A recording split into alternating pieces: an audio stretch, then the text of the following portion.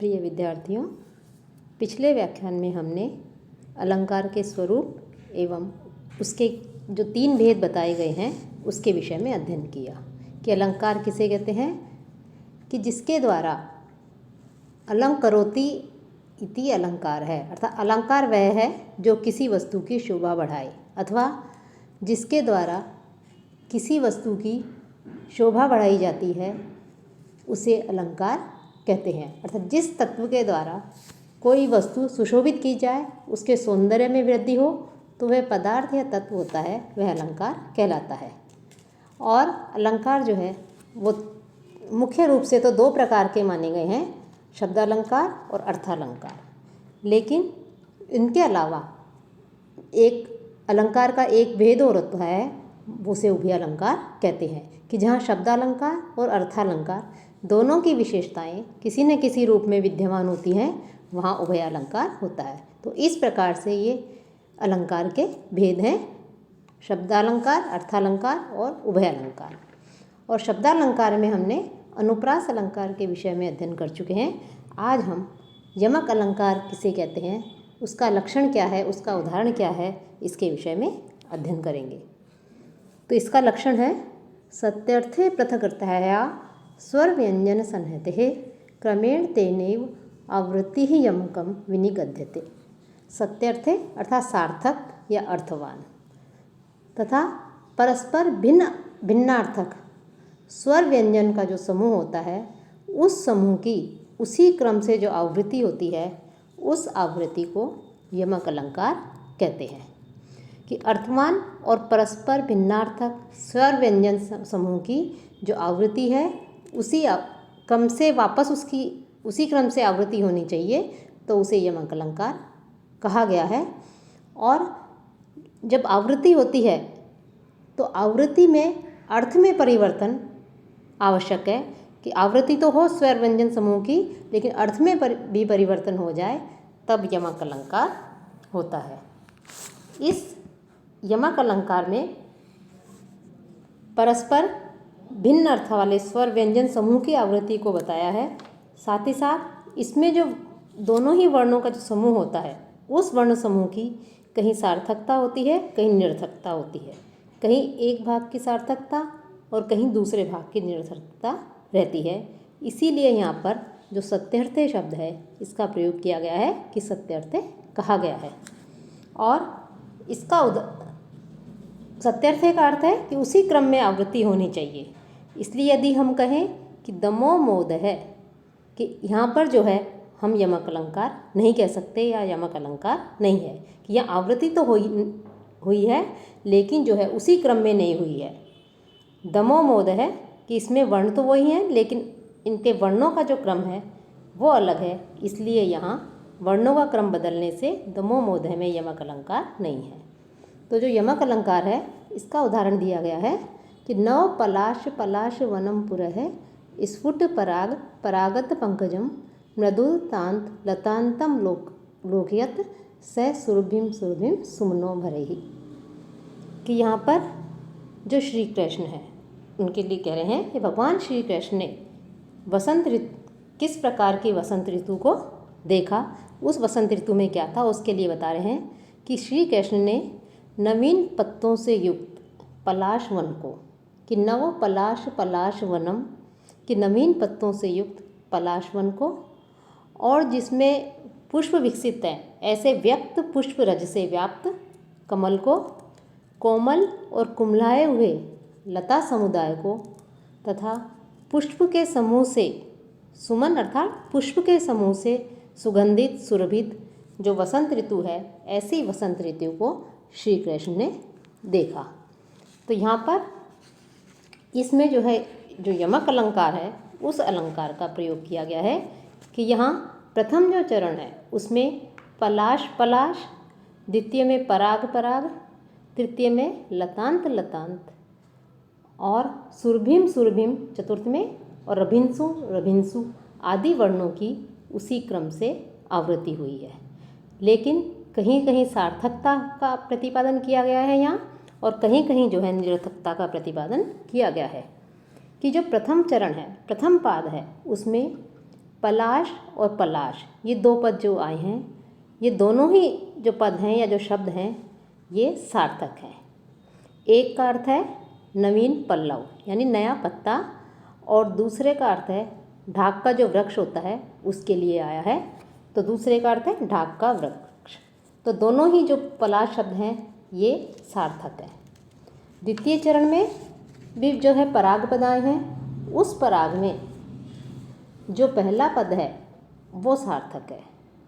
तृतीय चरण में द्वितीय जो लतांत पद है उसकी सार्थकता है, और चतुर्थ पाद में रभिंसु रभिंसु ये जो दोनों पद हैं उनकी निरर्थकता यहाँ पर बताई गई है। कि अर्थात कि जो प्रथम पाद में जो दोनों पलाश हैं वो सार्थक कहे गए हैं क्योंकि दोनों का ही अर्थ है। पहले पलाश का अर्थ पत्र और द्वितीय का अर्थ ढाक है। द्वितीय चरण में प्रथम पराग शब्द सार्थक है जिसका अर्थ है पुष्पों की रज या पराग, और दूसरा पराग जो है वो परागत का अंग होने के कारण निरर्थक है। तृतीय पाद में जो द्वितीय लतांत है वो मृदुल शब्द से अंतिम लय और तांत का समुदाय होने के कारण निरर्थक है। और जो चतुर्थ चरण है उसमें दोनों ही रभिंसु रभिंसु ये दोनों क्या है, निरर्थक हैं, क्योंकि वे स्वतंत्र शब्द नहीं हैं, और स्वतंत्र शब्द न होकर के दो शब्द हैं उनके कुछ वर्णों के निरर्थक समुदाय मात्र हैं। लेकिन यदि हम यहीं पर चतुर्थ जो पद है इसमें यदि सुरभिम सुरभिम इनको लिया जाए तो चतुर्थ पाद में दोनों ही सुरभिम क्या है, सार्थक है। कि प्रथम सुरभि का अर्थ है वसंत और द्वितीय का अर्थ है सुगंधित। इस प्रकार ये जो श्लोक है इस श्लोक में पलाश पराग लतांत सुरभिम और रभिंसु इस प्रकार से ये सार्थक और निरर्थक स्वर व्यंजनों का जो समुदाय है इन समुदाय की उसी क्रम से इसमें जो वर्ण है उन वर्णों की उसी क्रम से आवृत्ति हुई है, और उसी क्रम से आवृत्ति होने के कारण यहाँ पर यमक अलंकार का प्रयोग किया गया है कि यहाँ यमक अलंकार है। इसके बाद आता है आपके श्लेष अलंकार। ये भी जो है शब्दालंकार आता है। श्लेष को भी शब्दालंकार ही कहते हैं। इसका लक्षण है श्लिष्टे ही पदे ही अनेकार्थाभिधाने श्लेष इष्यते। कि श्लिष्ट का अर्थ है कि जिसमें अनेक अर्थ संश्लिष्ट हों, अर्थात अनेक अर्थ जिसके अंतर्गत विद्यमान रहते हों, कि श्लेष युक्त पदों के द्वारा अनेक अर्थों का कथन होने पर श्लेष अलंकार होता है। कि ऐसे शब्द जिनमें एक से अधिक अर्थ समान रूप से निहित रहते हैं वे श्लिष्ट कहलाते हैं। और कवि जब श्लिष्ट शब्दों का प्रयोग करता है तो उन शब्दों के प्रयोग के द्वारा एक साथ ही एक से अधिक अर्थों को प्रकट करता है, तब जो है श्लेष अलंकार होता है। अब जो श्लेष अलंकार है यह श्लेष अलंकार वर्ण प्रकृति पद लिंग भाषा विभक्ति वचन आदि में होने के कारण 8 प्रकार का माना गया है। कि ये इस प्रकार से जो है ये 8 प्रकार का ये श्लेष अलंकार होता है उनके भेद से। तो इसका उदाहरण है प्रतिकूलताम उपगते ही विधौ विफलत्वम मेति बहुसाधनता अवलंबनाय दिन भर्तुर्न मुन्न तत्तः मुन्न पतिष्यतः कर सहस्त्रम अपि। कि यहाँ पर जो भाग्य है उसके लिए कह रहे हैं कि जैसे चंद्रमा या भाग्य। तो श्लेष अलंकार का जैसे लक्षण बताया था कि श्लेषयुक्त पदों से अनेक अर्थों का जो कथन होता है वो श्लेष अलंकार कहा जाता है, और वो वर्ण प्रत्यय प्रकृति आदि से अनेक भेद का होता है। तो यहाँ पर जो ये उदाहरण है इस उदाहरण में बता रहे हैं कि जैसे विदु अर्थात इसमें 2 अर्थ है चंद्रमा और भाग्य। कि चंद्रमा या भाग्य के प्रतिकूल होने से अनेक जो साधन हैं वो साधन भी कैसे हो जाते हैं, व्यर्थ हो जाते हैं। कि जैसे सायंकाल का जो समय होता है तो सायंकाल के समय जब सूर्य अस्त होता है तो उस सूर्य को बचाने के लिए उस सूर्य की जो सहस्त्र किरण होती हैं, किरण रूपी जो उसके सहस्त्र जो हाथ है वो भी उसकी सहायता नहीं कर सकते हैं, वो भी जो है उसे नहीं बचा सकते हैं।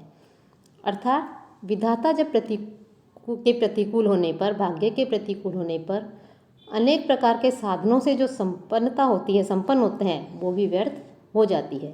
कि जैसे अस्त होने वाला जो सूर्य है उसको सहारा देने के लिए उसकी हजारों किरणें भी समर्थ नहीं हो सकती हैं, जबकि जो साधारण स्थिति होती है उस साधारण स्थिति में हम देखते हैं कि यदि कोई व्यक्ति गिरता है तो गिरने के लिए 2 हाथ का ही सहारा काफ़ी होता है उसे बचाने के लिए।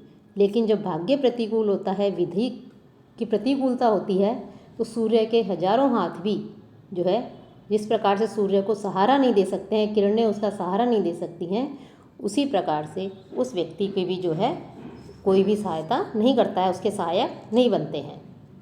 तो यहाँ जो ये उदाहरण दिया गया है, इस उदाहरण में विधौ ये जो पद है, इस पद में विधि जो शब्द है, इस विधि शब्दों में कि विधि जो शब्द है यहाँ पर, इस विधि शब्दों में उकार और इकार, विदु और विधि, इन शब्दों में उकार और इकार जो वर्ण है उन वर्णों के स्थान में जो है ओकार रूप हो जाने से वर्ण श्लेष है कि और कर सहस्त्र पद के कर पद का हस्त और किरण रूप जो अर्थ लिया गया है, अतः यहाँ प्रकृति श्लेष भी है। कि वर्ण श्लेष जैसे बताया था कि वर्ण श्लेष 8 प्रकार के बताए हैं, वर्ण, प्रकृति, पद, लिंग आदि के भेद से। तो जो विधौ है, इस पद में तो विदु और विधि जो शब्द हैं, 2 शब्द हैं, विधि और विदु और विधौ, विधि, इनमें जो है शब्दों में उकार और इकार जो वर्ण हैं, इन वर्णों का अर्थात सप्तमी के एक वचन में समान रूप होने से औकार हो जाने के कारण यहाँ पर वर्ण शेष है, वर्ण श्लेष कहा गया है। और जो कर पद है, इस कर पद में प्रकृति अर्थात मूल शब्द के ही 2 अर्थ हैं, किरण और हाथ होने के कारण यहाँ पर जो है प्रकृति श्लेष अलंकार बताया गया है। तो इस प्रकार से कि जिसमें अनेक अर्थ छिपे हुए रहते हैं, अनेक अर्थ छिपे हुए रहते हैं, वो जो है श्लेष अलंकार कहा गया है। साथ ही साथ इसके अलावा और भी उदाहरण दिए गए हैं इसमें जो श्लेष अलंकार हैं। अब ये शब्दालंकार में आता है श्लेष भी। इसके बाद आते हैं आपके अर्थालंकार, कि अलंकारों के जो 3 भेद बताए थे मुख्य रूप से, कि शब्दालंकार, अर्थालंकार और उभयालंकार। उसमें शब्दालंकार हम देख चुके हैं। अब हम जो अर्थालंकार है उन अलंकारों के विषय में जो अध्ययन करेंगे। तो अर्थालंकारों में भी हम सबसे पहले देखते हैं उपमा अलंकार। यह प्रसिद्ध अलंकार है। तो उपमा अलंकार किसे कहते हैं, इसके लिए कह रहे हैं, इसका लक्षण दिया है कि प्रस्फुटम सुंदरम साम्यम उपेत्य अभिधीयते, कि उपमा किसे स्पष्ट और जो सुंदर समता होती है, जो समानता होती है, उसको उपमा अलंकार कहते हैं। कि स्पष्ट और सुंदर समानता को उपमा अलंकार कहते हैं। प्रस्फुट जो यहाँ पर शब्द है, इस प्रस्फुट का अर्थ है जिसका अति स्पष्ट रूप से अभिधान किया गया हो। कि स्पष्ट उसका अभिधान जो किया जाता है वो इसका रूप कैसा होना चाहिए, अत्यधिक जो है स्पष्ट रूप उसका होना चाहिए। और जो यहाँ पर सुंदरम इसका प्रयोग किया गया है, सुंदरम का अर्थ है वैचित्र्यजनक, अर्थात जिससे कथन में कुछ विचित्रता प्रतीत हो। कि जिसमें हम जो भी कथन है, जो भी पद है, उसका अध्ययन करने पर, उसको देखने पर, उसको पढ़ने पर, सुनने पर कुछ विचित्रता प्रकट होती है, तो उस प्रकार से जो है वो यहाँ पर कहा गया है, सुंदरम का अर्थ है। क्योंकि जहाँ पर वैचित्र्य नहीं होता वहाँ साधारण कथन में उपमा अलंकार नहीं होता। कि उपमा अलंकार के लिए आवश्यक है वैचित्रता, आवश्यक है, कुछ विचित्रता होनी चाहिए। क्योंकि जहाँ वैचित्र्य नहीं होता वहाँ उपमा अलंकार नहीं माना गया है। कि जैसे यदि ये कहा जाए गौर इव गव्य है, अर्थात गौ के समान नीलगाय होती है। कि यहाँ जो ये कथन है इसमें कवि कल्पना प्रसूत वैचित्र्य के अभाव में उपमा अलंकार नहीं होगा। यद्यपि यहाँ समानता दिखाई दे रही है, गाय में और नीलगाय में साम्य है, लेकिन यहाँ पर जो है वैचित्र्यता नहीं है, इसलिए यहाँ पर जो है उपमा अलंकार नहीं है। और साम्य का क्या अर्थ है, कि साम्य का अर्थ है समानता या सादृश्य।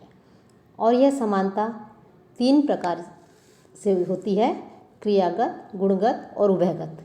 इस प्रकार के भेद से ये 3 प्रकार की होती है।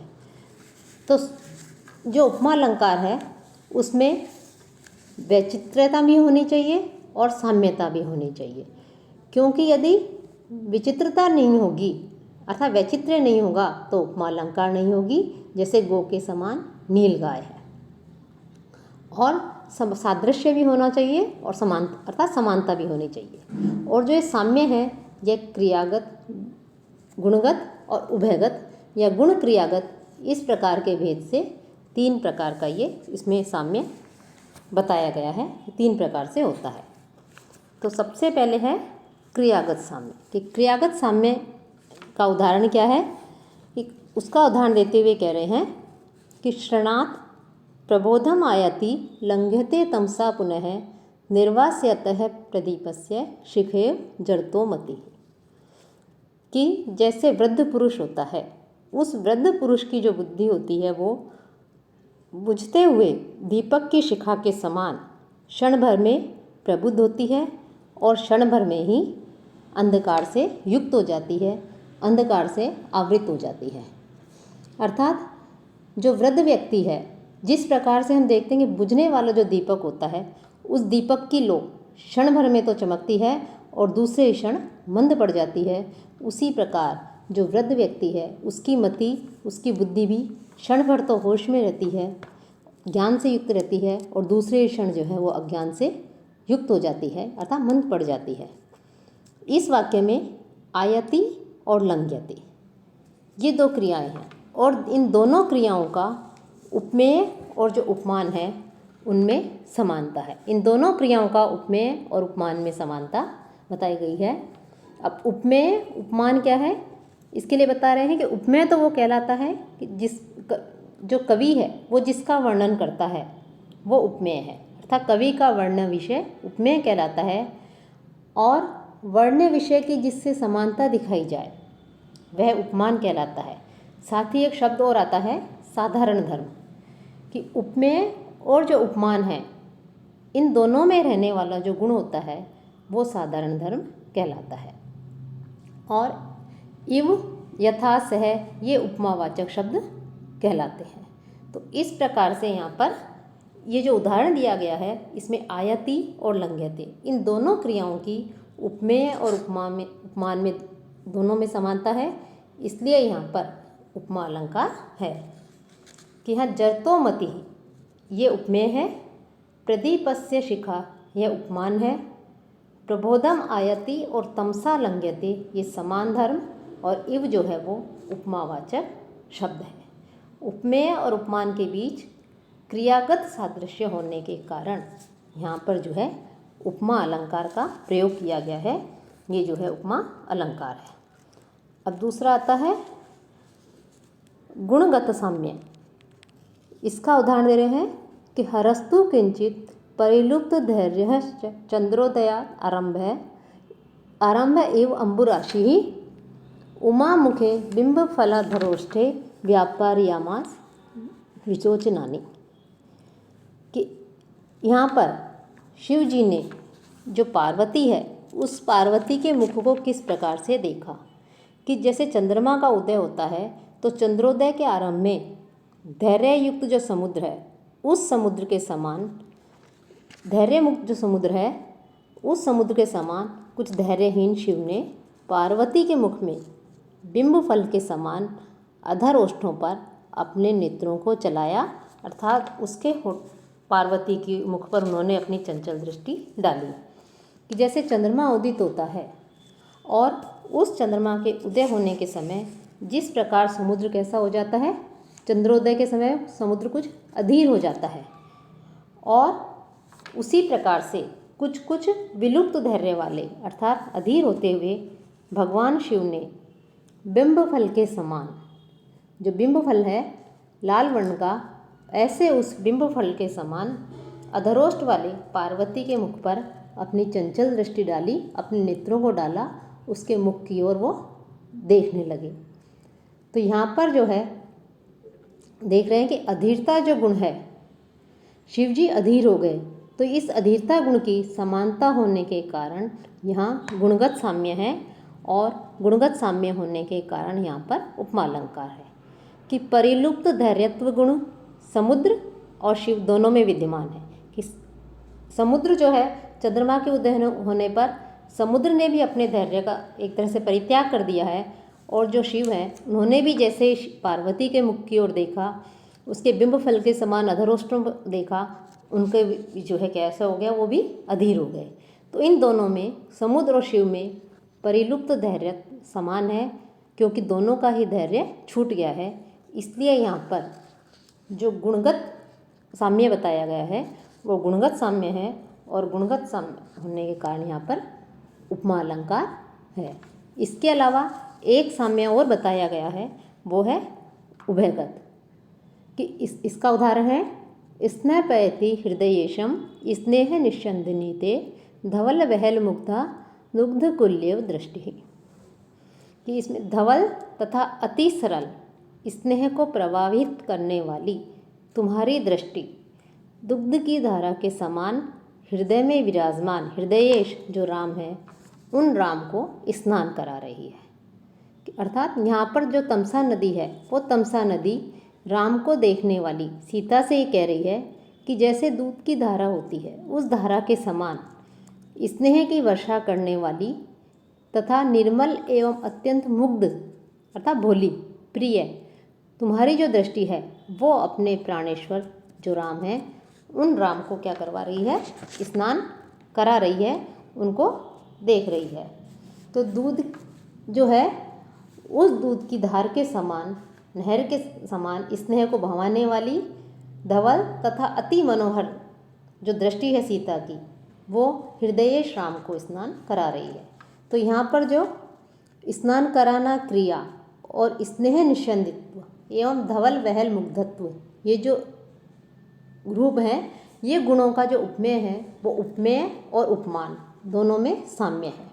सीता की दृष्टि और जो दुग्ध धारा है, इसमें साम्य है, अर्थात उपमेय उपमान दोनों ही स्नान कराते या प्लावित करते हैं, दोनों ही स्नेह की वर्षा करते हैं, दोनों ही निर्मल एवं मुग्ध हैं। तो यहाँ पर उभयगत अर्थात गुण क्रियागत साम्य है, इसलिए जो है उपमा अलंकार है। हम ये कह सकते हैं कि स्नेहपैती इस क्रिया की तथा स्नेह निश्चंदिनी एवं धवल वहल मुग्धा इन गुणों की यहाँ पर समानता है। कि उस उदाहरण में दृष्टि क्या है, उपमेय है, और साथ ही साथ जो दुग्ध कुल्या है वो उपमान है। स्नेह निश्चंदिनी धवल वहल मुग्धा स्नपयति समान धर्म, ये समान धर्म है, और इव जो है वो उपमावाचक शब्द है। और यहाँ पर उपमान एवं उपमेय में क्रियागत और गुणगत साम्य होने के कारण उपमा अलंकार है। अब जो अगला अलंकार है वो है रूपक अलंकार। तद्रूपकम अभेदो यह उपमानोपमेयो।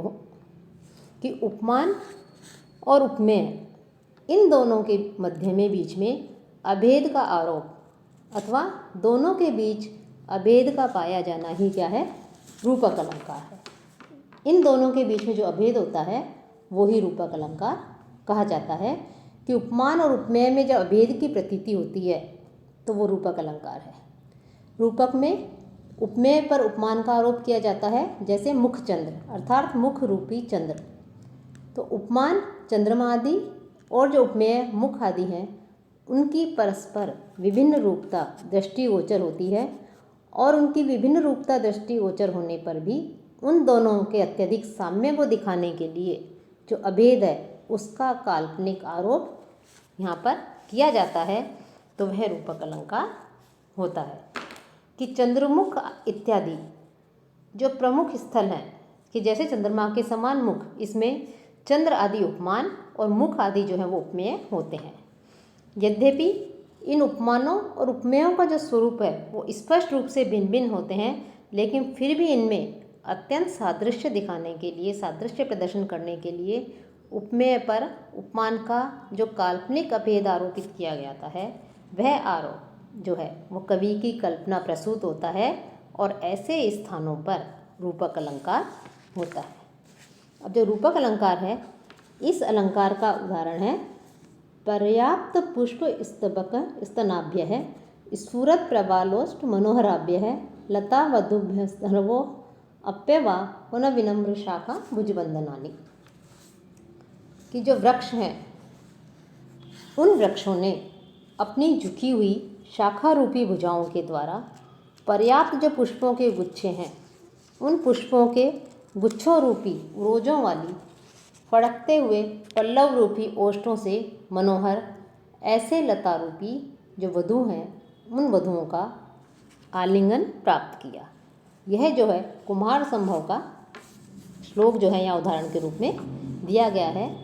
और यहाँ पर जो वसंत ऋतु है, उस वसंत ऋतु के प्रसंग में जो कवि हैं वो कवि यहाँ कह रहे हैं, उन्होंने उसका वर्णन करते हुए कवि कहते हैं कि अनेक जो प्रौढ़ पुष्पों के गुच्छे हैं उन गुच्छों के लेप में स्तनों को धारण करने वाली हिलते हुए नौ पल्लव रूपी ओष्ठों से मनोरम दिखने वाली लता रूपी जो वधुएं हैं उन वधुओं से वृक्षों ने विनम्र शाखा वाली भुजाओं के बंधन को प्राप्त किया।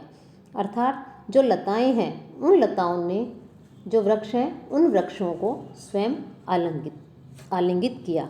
कि लताओं ने वृक्षों को आलिंगित किया कि बड़े बड़े पुष्प के गुच्छों के समान स्तन, चंचल कोमल पत्ते के समान मनोहर ओष्ठ वाली जो लता रूपी जो वधुएं हैं उन वधुओं से वृक्षों ने विनम्र शाखा रूपी भुजाओं का बंधन प्राप्त किया।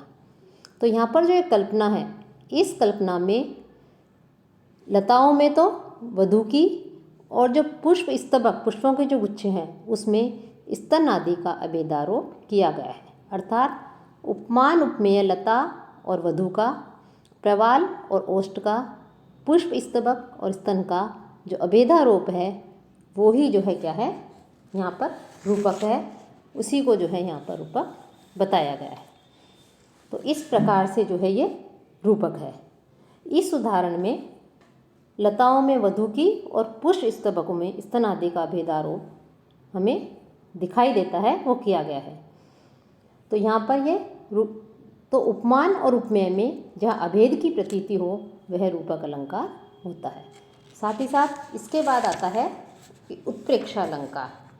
उत्प्रेक्षा अलंकार किसे कहते हैं, उत्प्रेक्षा अलंकार क्या है? तो इसका लक्षण है संभावनम अथोत्प्रेक्षा प्रकृतस्य समेनियत। कि जो वर्णनीय वस्तु है उस वस्तु की तत्सदृश कि उसी के समान दूसरी वस्तु के रूप में जो संभावना की जाए तो वहाँ उपमा अलंकार होता है। उत्प्रेक्षा अलंकार होता है। अर्थात जहाँ उपमेय पर उपमान की संभावना की जाए वहाँ उत्प्रेक्षा अलंकार माना जाता है। इस लक्षण में जो प्रकृत है शब्द है, इसका तात्पर्य उपमेय, सम का तात्पर्य उपमान और संभावना का जो उत्कृष्ट कोटिक संशय है वो लिया गया है उसका तात्पर्य। और जहाँ उपमान उपमेय का निग्रहण कर लेता है वही उपमान कोटिक संशय के प्रबल होने से उत्प्रेक्षा अलंकार होता है, कि उसे जो है उत्प्रेक्षा अलंकार माना जाता है। तो हम ये कह सकते हैं कि जो प्रकृत अर्थात वर्णनीय जो वस्तु है उसकी सम अर्थात उपमान के साथ संभावना करता है वही उत्प्रेक्षा अलंकार है। जहाँ पर उपमेय पर उपमान की संभावना की जाए वहाँ उत्प्रेक्षा अलंकार है। प्रकृतस्य का अर्थ है उपमेय की, समेन का अर्थ है उपमान के साथ, संभावनम का अर्थ है उत्कृष्ट कोटिक संशय। यहाँ संभावना उत्कृष्ट कोटिक संदेह मूलक है और इस तरह उपमान के साथ तादात्म्य होने से जो तादात्म्य विषयक सूक्ष्मतम संदेह होता है उसे उत्प्रेक्षा नामक सादृश्य मूलक अर्थालंकार कहते हैं। तो इस प्रकार से, और यहाँ पर एक निगरण शब्द आया है, तो निगरण तो निगरण क्या है, इसका क्या लक्षण है, क्या उदाहरण है? तो निगरण या निर्गीण। तो निगीर्ण का लक्षण है कि विषयस्य अनुपादने अप्युत्पादने च सूर्य है अधःकरण मात्रेण निर्गीणत्व प्रचक्षते। कि विषय अर्थात उपमेय के अनुपादान अथवा उपादान करने पर भी यदि अधःकरण लिया गया हो तो जो विद्वान लोग हैं वो विद्वान लोग उसे क्या कहते हैं, निर्गुण कहते हैं। कि और अर्थात नीचे दबा देने मात्र से निर्गुणत्व होता है। विषय अर्थात उपमेय के अनुपादान अथवा उपादान करने का पर भी यदि अधःकृत किया हो अर्थात नीचे दबा दिया गया हो तो नीचे दबा देने मात्र से ही जो विषय है उस विषय का निर्गुणत्व माना गया है, उसका निर्गुणत्व होता है। कि कहीं कहीं पर, या दूसरे शब्दों में हम कह सकते हैं कि कहीं पर उपमेय के उपादान अर्थात जो कथन है, ग्रहण या कथन न करने में, अथवा कहीं उपमेय के कथन करने पर और कहीं कथन नहीं करने पर भी उसको तिरस्कृत जो कर दिया जाता है तो उसको तिरस्कृत कर देने से निर्गुण होता है। और इसका उदाहरण दिया है, लिम्पति इव तमो अंगानी वर्षतीवांजनम नभः असत्पुरुष सेव्य इव दृष्टि विफलताम गता। कि मानो अंधकार जो है वो अंधकार अंगों में लेप सा रहा है, अर्थात अंगों में अंधकार का लेप सा ही हो रहा है।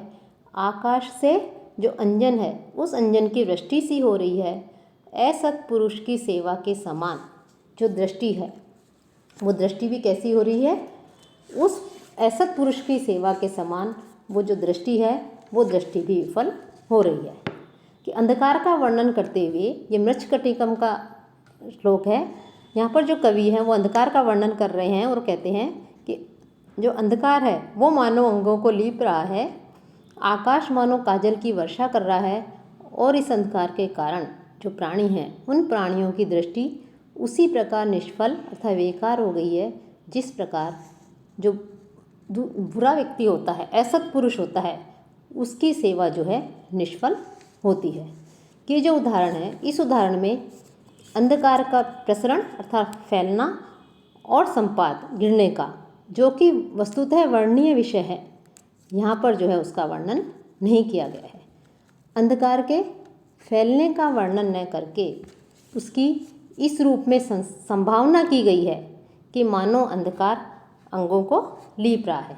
कि यहाँ पर उसका वर्णन करते तब तो ये अलंकार नहीं होता, लेकिन यहाँ पर जो है उसका वर्णन नहीं किया गया है अंधकार का, कि अंधकार संभावना कर रहे हैं। अंधकार के फैलने का वर्णन नहीं करके उसकी इस रूप में संभावना की जा रही है कि मानो अंधकार अंगों को लीप रहा है, और अंधकार के गिरने का वर्णन न कर इसकी इस रूप में संभावना की गई कि मानो आकाश काजल की वर्षा कर रहा है। कि अंधकार का वर्णन नहीं किया गया है बल्कि आकाश काजल की वर्षा कर रहा है, इसकी संभावना की गई है।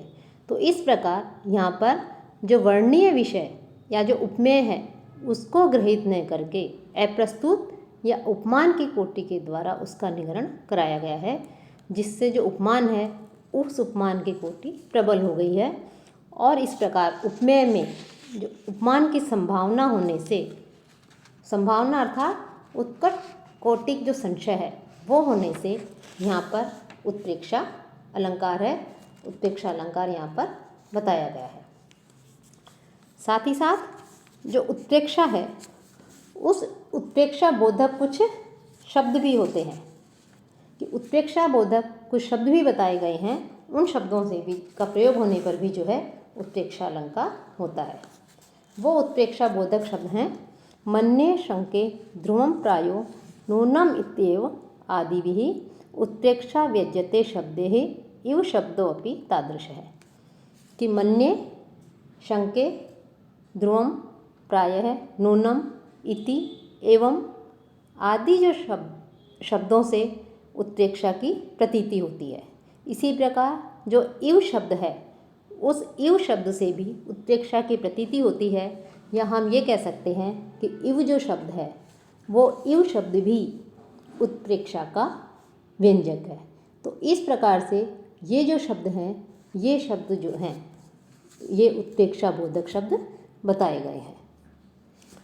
अब जो उत्प्रेक्षा अलंकार है उस अलंकार का इससे पहले तो निर्गुण क्या है उसका लक्षण दिया, उसका उदाहरण दिया, उत्प्रेक्षा बोधक शब्द क्या है उनके विषय में बताया। अब उत्प्रेक्षा अलंकार का उदाहरण बता रहे हैं कि यह उत्तर रामचरित का उदाहरण है। समयः स वर्तत इव एष यत्र मां सम अनंत्यत सुमुखी गौतम अर्पितः अयम अग्रहित कमनीय कंकणः तव मूर्तिमान इव महोत्सव करः। कि यहाँ पर कह रहे हैं कि राम जो है वो राम सीता को संबोधित करते हुए सीता से कह रहे हैं कि हे सुमुखी सीते, मानो यह वही समय है जब गौतम ऋषि के द्वारा अर्पित किए गए तथा जो सुंदर कंगन है उस सुंदर कंगन को धारण किए हुए तुम्हारा जो ये हाथ है, इस हाथ ने जो कि मानो मूर्तिमान महोत्सव ही हो, मुझे इसने जो है क्या किया, आनंदित किया, मुझे जो है सुख का अनुभव करवाया, आनंदित कर रहा था। वही समय जो है वर्तमान सा बीत रहा है। तो इस प्रकार से यहाँ पर जो है राम सीता को संबोधित कर रहे हैं। राम सीता को कह रहे हैं कि हे मानो वही समय है जब गौतम ऋषि के द्वारा अर्पित जो सुंदर कंगन था, उस कंगन को तुमने धारण किया हुआ था और धारण करने वाले और मानो मूर्तिमान महोत्सव स्वरूप तुम्हारे हाथों ने मुझे जो है आनंदित किया था। इस उदाहरण में जो कवि हैं उनके द्वारा कर रूप जो उपमेय है, उस उपमेय की मूर्तिमान महोत्सव रूप उपमान के साथ संभावना की गई है, इसलिए यहाँ पर ये उत्प्रेक्षा अलंकार है।